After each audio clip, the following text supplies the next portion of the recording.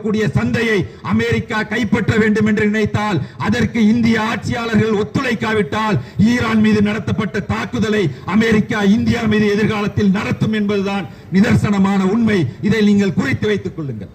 எனவேதான் அதையும் சேர்த்து நாங்கள் கண்டித்துக் கொள்கிறோம். நீங்க வேணா இன்னைக்கு அமெரிக்கா கிட்ட சரண்டர் ஆயிருக்கலாம்.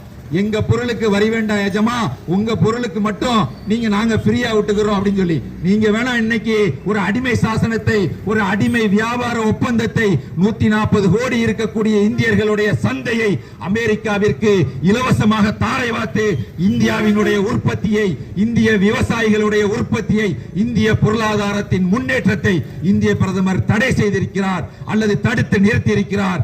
ஆனால் எதிர்காலத்தில் வரக்கூடிய ஆட்சியாளர்களோ அல்லது இன்று இருக்கக்கூடிய நீங்களோ அமெரிக்காவினுடைய நலனுக்கு எதிராக இந்திய மக்களினுடைய அழுத்தத்தின் காரணமாக அமெரிக்கா வெளியுறவு கொள்கையில், பொருளாதார கொள்கையில் இந்தியா ஒரு மாற்றத்தை, முடிவை எடுக்கும் என்று சொன்னால், ஈரானுக்கு ஏற்பட்ட அதே நிலைமையை அமெரிக்கா இந்தியாவின் மீதும் இந்திய மக்களின் மீதும் தாக்குதல் நடத்துவதற்கு தயங்காது என்ற எச்சரிக்கையும் இந்த அறவழி ஆர்ப்பாட்டத்தின் மூலமாக நாங்கள் சொல்லிக்கொண்டு, உலகத்திலே அமைதி நிலவ வேண்டும், போர் ஒழிய வேண்டும், அமைதியை நிலைநாட்ட நாம் அனைவரும், உலக மக்கள் அனைவரும் ஒன்றிணைந்து அடாவடி அமெரிக்காவும் இரத்தக்கரை படிந்த இஸ்ரேலையும் கண்டிப்போம், ஒன்றிணைவோம், குரல் கொடுப்போம்.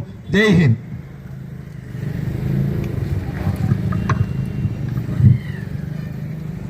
அடுத்தபடியாக கண்டன கோஷங்கள் எழுப்ப வருமாறு எஸ்டிபிஐ கட்சியினுடைய ஏர்வாடி நகர பொருளாளர் மைதீன் மீரான் அவர்களை அழைக்கிறேன்.